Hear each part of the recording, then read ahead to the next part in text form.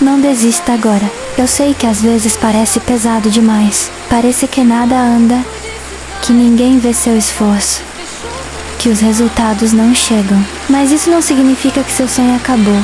Só significa que o processo está te moldando. Nem tudo que demora é perda. Algumas coisas levam tempo porque precisam ser fortes o suficiente para durar. Você não chegou até aqui por acaso. Cada tentativa, cada erro, cada dia difícil, tudo isso está construindo algo dentro de você que ninguém pode tirar. Experiência, resistência e fé. Tem dias que você vai querer parar.